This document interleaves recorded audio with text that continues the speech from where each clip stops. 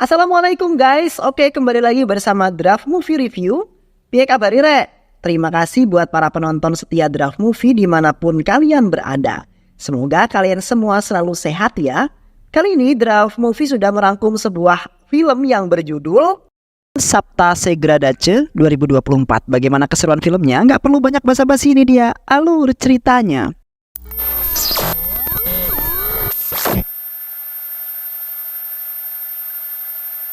Seorang pria bernama Manu harus berpisah dari kekasihnya pada tahun 2010 karena kesalahan yang diperbuatnya sehingga ia harus dihukum penjara selama 10 tahun lamanya.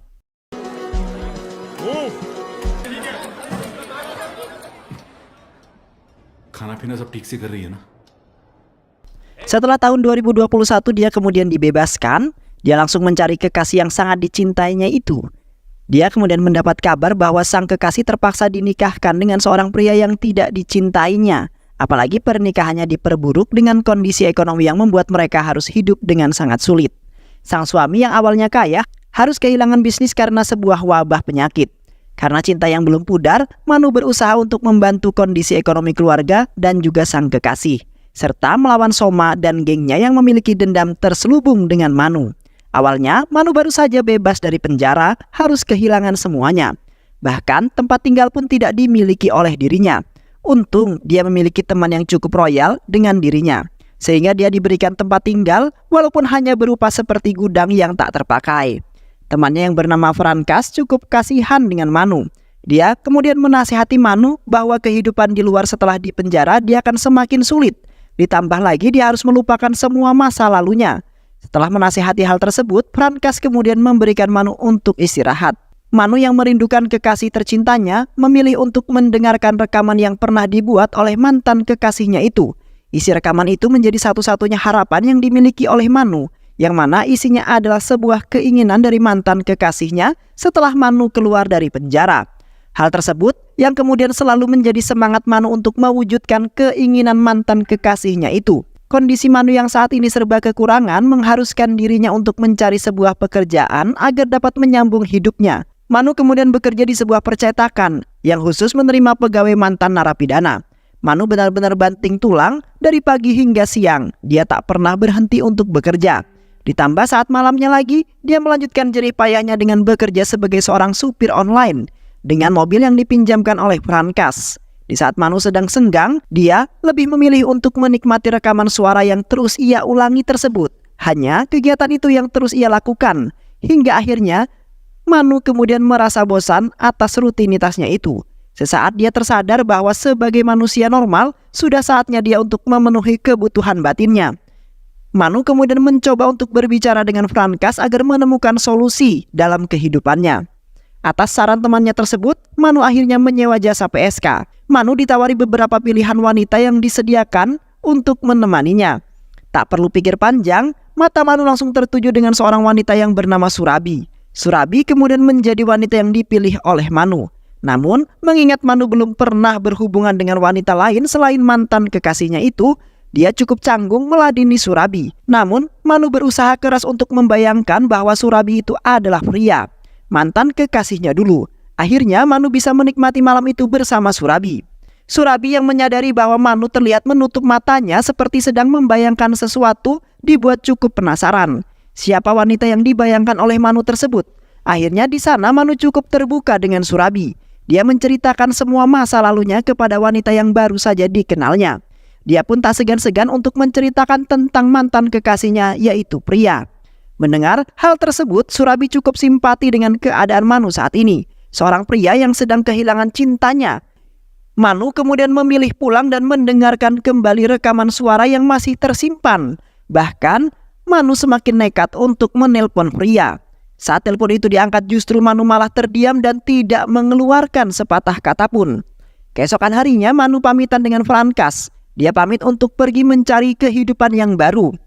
Frankas mendukung keputusan Manu karena menurutnya Manu harus melupakan semua kenangan yang ada di kota ini. Namun masih ada keinginan dari Manu untuk bertemu dengan pria. Sebelum akhirnya Manu pergi menjauh, dia bertanya pada Frankas untuk melacak keberadaan pria melalui sebuah teleponnya. Namun Frankas menyarankan Manu untuk segera melupakan pria. Apalagi pria sudah berkeluarga. Frankas malah mendukung Manu bersama dengan Surabi. Mendengar perkataan Frankas yang masuk akal, Manu akhirnya mengiyakan apa yang dikatakan oleh Frankas. Manu kemudian pergi menemui Surabi dan kedatangan Manu disambut baik oleh Surabi karena dia akan mendapatkan uang lagi. Namun Manu mengungkapkan tujuannya bahwa dia datang untuk mengajaknya pergi menonton bioskop. Dengan cepat Surabi menolaknya karena dia ingin fokus untuk pekerjaannya saja. Manu terus membujuknya dengan menjanjikan sebuah uang pada Surabi. Mendengar hal tersebut, Surabi langsung setuju dengan ajakan Manu. Surabi dibawa pergi nonton bioskop. Di sana, Manu selalu teringat akan mantan pujaan hatinya.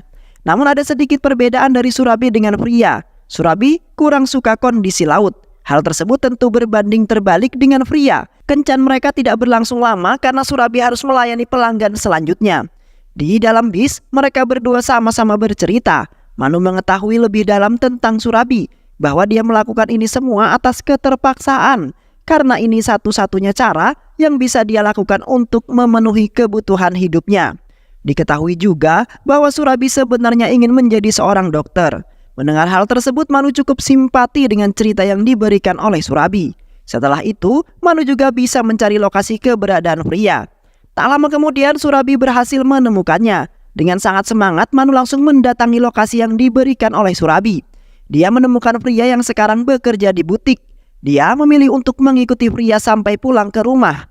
Akhirnya dia mengetahui bahwa sekarang Pria sudah memiliki seorang anak. Manu akhirnya mengetahui tempat tinggal Pria. Melihat pemandangan ibu dan anak yang ada di hadapannya itu membuat Manu sedikit bingung. Pasalnya, Manu pernah berencana bersama Pria untuk tidak langsung memiliki anak. Tapi kenyataan yang dilihatnya kini benar-benar berbeda. Ia kemudian menjadikan stasiun kereta yang terbengkalai sebagai base camp-nya untuk memantau kehidupan mantan kekasihnya itu. Karena itu, dia juga mengetahui bagaimana kehidupan suaminya Pria. Manu sangat yakin bahwa mereka sedang dalam kondisi yang sangat buruk. Namun, kelakuan Manu diketahui oleh Frankas. Dia kecewa dengan Manu karena masih selalu saja mengurusi mantan kekasihnya itu. Apalagi selama 10 tahun Manu mendekam di balik jeruji besi, tak ada kepedulian yang datang dari Pria. Hal itu kemudian membuat Frankas ikut kecewa dengan sikap Pria. Namun, Manu masih bersikeras dengan pendiriannya. Karena cinta yang menguatkannya, Manu kemudian menemukan suami Pria akan pergi. Hal tersebut membuat Manu langsung mengikuti pergerakannya. Hingga akhirnya mereka berhenti di sebuah bar. Ternyata suami Pria saat ini adalah seorang pemabuk. Tak sampai di situ saja, dia juga mendapati Pria bekerja sampingan sebagai seorang PSK. Hal itu semakin membuat yakin Manu jika Pria sedang dalam keadaan tertekan atas pernikahan yang ia lakukan. Hal tersebut membuat Manu ingin mencurahkan semua gundahnya kepada seseorang. Manu memilih Surabi yang dijadikan teman berceritanya.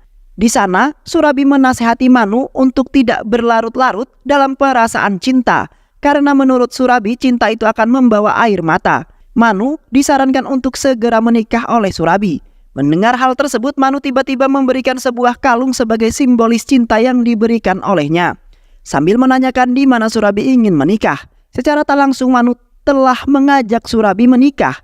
Namun di saat yang bersamaan juga, Manu selalu membayangkan bahwa Surabi itu adalah Pria. Keesokan harinya, Manu menyantap makan siang bersama Frankas di warung makan. Namun makanan yang disajikan tercium bau busuk dari ikannya, sehingga membuat Frankas protes dengan pelayan kedai itu. Frankas kemudian meminta pelayan itu untuk memberitahu siapa pemiliknya. Akhirnya diketahui pemilik kedai itu adalah suaminya Pria. Frankas kecewa kepada Manu karena dia masih saja membawa dirinya makan di tempat ini. Tujuan Manu mengajak Frankas adalah untuk membuktikan bahwa perkataan terhadap suami Pria itu adalah benar. Frankas sangat kecewa, bahkan dia memperingatkan Manu jika dia masih terus-terusan masuk ke dalam hidup Pria. Frankas akan marah besar pada Manu. Kedatangan Manu ke kedai itu juga memiliki maksud yang lain, yaitu mengambil kunci rumah Pria atas keteledoran dari suaminya Pria. Akhirnya dia berhasil mendapatkannya. Dia mendatangi rumah Pria dan perlahan-lahan masuk ke dalamnya. Sambil rekaman memori yang teringat oleh Manu akan rumah yang diimpikan oleh Pria. Saat masuk betapa terkejutnya Manu. Ternyata rumah Pria jauh lebih buruk dari yang diperkirakan olehnya. Hal tersebut tentu sangat jauh dari rumah keinginan pria. Di saat yang bersamaan, tiba-tiba pria dengan kunci cadangannya masuk ke dalam rumah tersebut. Untungnya, Manu berhasil untuk bersembunyi dan keluar. Namun kelakuan Manu dilihat oleh seorang pria yang akhirnya meneriakinya. Manu langsung berlari menjauh dari tempat tersebut. Meski sudah berlari sekencang-kencang mungkin, Manu terperangkap oleh jalan buntu yang akhirnya membuat dirinya tertangkap. Pria yang mengejarnya itu ternyata adiknya pria. Manu yang awalnya ingin dipukul, namun diurungkan niatnya tersebut. Di sana adiknya membela suaminya pria dengan mengatakan bahwa kakaknya sudah sangat bahagia dengan kehidupannya saat ini. Apalagi suaminya adalah seorang yang sangat sempurna untuk pria. Namun, semua bukti yang telah didapatkan oleh Manu berhasil membantah semua kebohongan adiknya pria itu. Dia kemudian menceritakan kebenaran yang terjadi, bahwa awalnya mereka hidup di tempat yang lebih mewah. Namun, karena bisnisnya yang mati akibat sebuah pandemi, membuat mereka harus hidup sulit. Hal tersebut sejalan dengan pernyataan suami pria. Namun, ada satu hal yang ditutupi oleh adiknya pria itu, bahwa suami pria adalah orang yang pekerja keras. Hal itu tentu berbanding terbalik dengan pengakuan suami pria sendiri. Setelah mendapat banyak informasi dari adik pria itu memberikan peringatan pada Manu untuk menjauh dari kakaknya. Di saat yang bersamaan, Manu mengenalkan adik pria itu dengan Frankas. Hal tersebut membuat Frankas kembali marah dengan Manu. Keesokan harinya, Manu dan Dipak minum bersama di sebuah bar. Dalam kondisi yang sudah mabuk, Dipak dicelakai oleh Manu. Karena Manu merasa jengkel, Dipak tidak bisa membahagiakan orang yang disayang oleh Manu. Manu mendorong Dipak hingga terjatuh dari ketinggian. Namun Manu tetaplah menjadi orang yang baik. Dia merasa bersalah atas apa yang telah diperbuat olehnya. Manu kemudian memutuskan untuk membawa Dipak ke rumah sakit bersama Frankas. Lagi-lagi Frankas harus dibuat kecewa karena keras kepalanya sahabatnya itu. Kali ini Manu melawan saat dinasehati oleh Frankas untuk yang kesekian kalinya. Manu mengatakan bahwa kenangan itu selalu ada. Sebenarnya, dia sudah memutuskan untuk menjauh dari hidupnya pria dengan pergi dari kota tersebut. Namun sebelum itu dia ingin memastikan bahwa pria hidup dengan bahagia. Namun kenyataan yang didapatkannya justru berbanding terbalik. Hal tersebut membuat Manu merasa harus melakukan sesuatu. Apalagi pria berhenti dari hobinya yaitu bernyanyi. Padahal bernyanyi menurut pria itu sudah sebagai belahan jiwanya. Bahkan hingga membuat Manu terbawa mimpi bertemu dan berbincang dengan pria. Manu bahkan sempat menginovasikan rumah pria yang membuat rumahnya berhasil ditembus banyak cahaya matahari seperti yang diimpikan oleh pria. Tak hanya sampai di situ, Manu juga mencoba untuk mendekati anak pria hingga dia berhasil akrab dengan anaknya. Anak tersebut juga memberikan makanan pada Manu yang membuat Manu teringat akan pria yang sering memberikannya makanan. Banyak hal lain juga yang dilakukan Manu untuk membuat pria bahagia. Dengan memberikan barang-barang yang setahu Manu, pria sangat menyukainya. Dipak terus mabuk-mabukan dengan teman-temannya, sementara pria susah payah banting tulang. Bahkan saat dia mengecek tabungan di dompet, seringkali hilang karena diambil oleh Dipak untuk hal-hal yang tak berguna. Manu terus mengikuti setiap pergerakan pria. Dia mendapati bahwa pria sedang memarahi anaknya. Anaknya yang sedih memilih untuk mengurung diri. Di saat yang pas, Manu datang untuk menenangkan anaknya pria. Diketahui dia bersedih karena keinginannya untuk membeli sepeda tidak dituruti oleh pria dengan alasan uang yang hilang. Untuk menghibur anaknya pria, Manu memberikan tiket ke wahana bermain sebanyak 3 buah untuk pria dan keluarga kecilnya. Malam harinya pria dengan anaknya datang ke wahana bermain itu. Diikuti juga oleh Manu dan Surabi. Manu bahagia walau hanya dapat melihat pria dari kejauhan. Namun dia tidak mendapati keberadaan Dipak. Manu kemudian menghubungi Dipak. Ternyata dia sedang jalan dengan keluarganya. Namun Manu menyadari bahwa Dipak sedang berbohong karena nomor yang menelponnya itu dari panti pijat. Manu kemudian meminta tolong pada Surabi untuk menggoda Dipak. Surabi kemudian setuju. Setelah semuanya berlangsung, Surabi memberitahu bahwa Dipak bukan orang yang seperti Manu pikirkan. Hal itu membuat Manu tidak mempunyai bukti atas kekhawatirannya selama ini. Akhirnya dia menyalahkan Surabi bahwa dia tidak serius menggodanya. Merasa dituduh begitu saja, Surabi meluapkan amarahnya pada Manu. Bahkan berkali-kali Manu mencoba untuk menghubunginya, namun ditolak oleh Surabi. Di sisi lain, kondisi pria semakin terdesak setelah rentenir yang selalu datang menagih utang milik Dipak. Hal tersebut disaksikan secara langsung oleh Manu yang selalu mengamati pergerakan pria. merasa bahwa Dipak tidak becus membahagiakan pria. Manu berencana untuk membunuhnya dengan memberikan sebuah racun ke minuman yang akan diminum oleh Dipak. Namun sebelum minum, Dipak malah bercerita tentang kesedihannya karena bisnisnya yang bangkrut. Dia juga mengungkapkan bahwa dia sangat ingin membuat anak dan istrinya bahagia. Hal tersebut membuat sedikit rasa iba muncul dalam hati Manu, hingga Manu menarik kembali racun yang akan diberikannya. Manu kemudian menyarankan pada Dipak untuk memulai ulang bisnisnya. Untuk membantu kondisi keuangan pria, Manu mengajak Frankas untuk kembali mencuri meski taruhannya mereka akan kembali dalam penjara. Mereka mengurungkan niatnya setelah Frankas menyarankan Manu untuk mendatangi perusahaan milik Sankar. Keesokan harinya Manu benar-benar menghampiri perusahaan Sankar itu. Kedatangannya langsung dihadang oleh pihak keamanan yang ada. Apalagi Prabu yang mengetahui rekam jejak Manu sebagai narapidana. Kemudian Prabu menyuruh pihak keamanan untuk segera mengusir Manu. Namun Manu tidak berhenti sampai di situ saja. Dia berusaha untuk menghentikan mobil milik anak Sankar yang tengah berjalan. Merasa tidak ingin diganggu, akhirnya anak Sankar ini memberikan jam tangan mewah pada Manu dengan harapan untuk tidak mengganggunya lagi. Frankas kemudian membawa Manu ke tempat di mana mereka bisa menjual jam tangan mahal tersebut. Setelah menjual jam tangan itu, mereka malah bertemu dengan Soma, yaitu musuh pebuyutan Manu. Frankas memutuskan untuk membawa Manu pergi dari situ untuk menghindarkan dari hal-hal yang tidak diinginkan. Manu kemudian meminta Frankas untuk memberikan uang hasil penjualan jam tangan tersebut kepada Dipak dengan menyamar sebagai investor asing. Adik pria yang mengetahui base camp Manu untuk memantau gerak-gerik pria itu cukup marah. Namun untungnya kemarahan itu bisa diredam.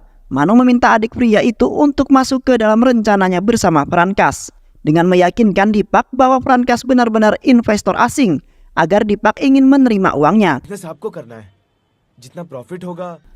Akhirnya Dipak setuju dengan tawaran adiknya tersebut. Keesokan harinya Dipak bertemu dengan Frankas yang menyamar. Kesepakatan antara kedua belah pihak terjadi, walau hanya pura-pura saja. Frankas memberikan kontrak kerja yang ditandatangani agar lebih meyakinkan. Uang itu bisa dimanfaatkan oleh Dipak untuk membuat kedai yang baru. Di lain sisi, pria ikut bersama suaminya itu karena pertemuan mereka diadakan di sebuah pantai. Pria sangat excited untuk ikut karena pria memang sangat menyukai pantai. Kebahagiaan yang dirasakan oleh pria membuat Manu juga ikut senang. Tak hanya sampai di situ saja. Berkat uang yang diberikan oleh Manu, Dipak bisa memberikan anaknya sepeda yang diinginkannya. Di saat yang bersamaan, Manu juga sudah dimaafkan oleh Surabi. Di sisi lain, Soma yang penasaran akibat pertemuan beberapa hari yang lalu menyuruh anak buahnya untuk mencari tahu nomor telepon milik Manu. Setelah dapat, dia langsung menghubungi Manu dan menerornya. Namun teror itu justru dibalas Sarkar oleh Manu atas luka pada telinga Soma yang membuatnya tidak bisa mendengar lagi. Di sisi lain, saat Manu sedang berada di luar, dia menyadari bahwa anak buah Soma mengintai dirinya. Manu mendatangi tanpa ada rasa takut, justru anak buah Soma yang takut. Tak lama, Manu balik ke base campnya. Dia terus memperhatikan Freya, hal tersebut ternyata dimata-matai oleh anak buahnya Soma lagi. Sehingga anak buahnya itu mengetahui siapa wanita yang dicintai oleh Manu. Karena hal tersebut bisa dijadikan senjata oleh mereka untuk menyerang Manu. Namun belum sempat untuk memberitahu Soma, Manu sudah berhasil lebih dulu membunuhnya. Tak hanya sampai di situ, Manu terus memberikan perhatian pada Freya. Manu membayar pemilik rumah Freya untuk mengusir Freya karena Manu telah menyiapkan rumah yang lebih layak untuk Freya. Sesuai dengan yang diimpikannya, sementara Manu saat ini tinggal di rumah bekas keluarga kecil Freya. Di sisi lain, Soma terus meneror Manu, yang membuat Manu tidak nyaman. Soma bahkan mengundang makan siang atas meninggalnya anak buahnya itu, dengan menyuruhnya untuk membawa kekasihnya. Manu kemudian sadar bahwa Surabi dalam bahaya, sehingga mengajak Surabi untuk tinggal bersamanya. Namun, Surabi seketika itu menolak. Namun Manu justru memenuhi undangan yang diberikan oleh Soma tersebut. Dia menyantap makan siang tanpa ada rasa takut. Bahkan dengan sarkasnya, Manu berjanji akan membawa kekasihnya saat ada acara berkabung lagi yang diselenggarakan oleh Soma. Namun keesokan harinya, Soma yang sudah mengetahui keberadaan Surabi menjadikan Surabi sebagai alat untuk mengalahkan Manu. Manu bergegas datang untuk menyelamatkan Surabi. Untungnya Surabi masih aman. Dengan rasa takut akhirnya Surabi setuju untuk tinggal bersama Manu. Saat yang bersamaan, kedai yang dibuat oleh Dipak membutuhkan dana lebih besar agar dapat jadi secepatnya. Adik pria yang mengurusi itu semua memberitahu hal tersebut pada Manu. Tak ada pilihan lain bagi Manu untuk kembali mendatangi kantor Sankar. Dia memasukkan anjing liar ke mobil anak Sankar, sehingga membuat anak Sankar dibawa ke rumah sakit. Hal itu membuat Manu bisa bertemu dengan istri dari Sankar. Di sana dia meminta istri Sankar beberapa permintaan, mulai dari duit hingga meminta untuk memasukkan Soma ke dalam penjara. Akhirnya Sankar menuruti permintaan dari Manu. Manu juga meminta untuk menyerahkan Prabu pada dirinya, karena memang Manu memiliki dendam pada Prabu. Karena semua permintaan Manu sudah dituruti sesuai permintaannya, maka Manu tidak akan mengganggu keluarga Sankar lagi. Manu kini berhasil mendapatkan duit yang sangat banyak. Prabu yang dikurung juga selalu diberikan makan oleh Manu. Ataupun jika berhalangan, Manu menyuruh Frankas untuk memberikan makanan kepada Prabu. Berkat semua usaha yang dilakukan oleh Manu, akhirnya Dipak berhasil membuat kedai yang baru. Dipak sangat berterima kasih pada Frankas karena menurutnya itu semua berkatnya Frankas. Sementara Prabu yang sudah sangat tersiksa meminta Manu untuk melepaskan dirinya. Namun Manu menganggap bahwa penderitaan yang dialami oleh Prabu belum sebanding atas apa yang telah diperbuat olehnya. Dia berjanji akan melepaskan Prabu setelah Manu mendengar kabar bahwa pria kembali bernyanyi. Manu juga sudah memberikan brosur lomba nyanyi secara tidak langsung kepada pria. Di sisi lain dia juga memberikan brosur pendaftaran kedokteran sesuai dengan impian dari Surabi. Tak lama akhirnya Dipak menyadari ada sesuatu yang janggal pada Frankas. Akhirnya dia meminta untuk dijelaskan semua oleh Frankas. Akhirnya Manu membawa Dipak ke tempat di mana Prabu digurung. Mendengar suara Prabu, Dipak sudah paham semua apa yang terjadi. Sementara Surabi juga sangat bersedih karena dia mengetahui bahwa Manu belum bisa melupakan Fria karena rekaman suara yang ditemukannya. Manu juga menjelaskan semuanya pada Dipak bahwa dia tidak ingin mengganggu hubungan rumah tangga mereka. Niatnya hanya ingin membantu perekonomian mereka karena dia ingin melihat Fria bahagia. Masalah itu sudah selesai. Manu kemudian pulang ke rumah. Begitu kagetnya, kemudian ketika melihat api menyala membakar semua rekaman suara Fria yang dilakukan oleh Surabi. Surabi dengan perasaan yang sangat sedih bercampur marah, protes bahwa menurutnya dia hanya dijadikan pelarian oleh Manu. Surabi mengancam Manu bahwa dia akan membakar Fria. Hal tersebut sontak membuat Manu sangat marah. Manu menegaskan bahwa tidak ada yang bisa menggantikan posisinya Fria sampai kapanpun. Dan kemudian Manu mengusir Surabi pergi dari tempatnya. Karena merasa cemburu dengan Fria, Surabi berniat untuk menghancurkan hidupnya Fria. Namun belum sempat beraksi, semua yang sudah dibebaskan dari penjara justru menjebaknya dan menyandranya di suatu tempat. Soma meminta Manu datang agar Surabi bisa selamat. Mendengar ancaman itu, Manu langsung menghubungi Frankas. Di sisi lain, Fria yang dibujuk oleh suaminya untuk ikut kompetisi bernyanyi. Karena Manu meminta kepada Dipak untuk membujuk Fria bernyanyi kembali. Akhirnya, Fria setuju untuk ikut kompetisi yang ditawarkan. Sebelum pergi menyelamatkan Surabi, Manu menyempatkan diri terlebih dahulu untuk menikmati suara indah dari Fria. Setelah dia melihat sosok Fria dalam kompetisi itu, meski belum sempat menyaksikan Fria tampil, Manu langsung pergi ke markas Soma dan langsung menyerang Soma setelah berhadapan dengannya tanpa banyak bicara. Namun anak buah Soma sangat banyak yang kemudian membuat Soma berhasil kabur. Dan Manu sendirian yang berjuang menghadapi seluruh anak buahnya. Ia bahkan harus menerima banyak pukulan dan luka akibat pertarungan tersebut.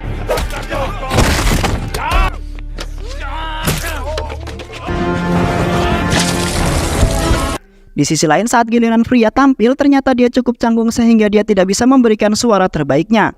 Sementara Manu berjuang keras sendirian menyelamatkan Surabi, bahkan dia harus menerima luka tembak dari Soma. Untungnya Manu berhasil menyerang Soma di saat Soma sedang lengah.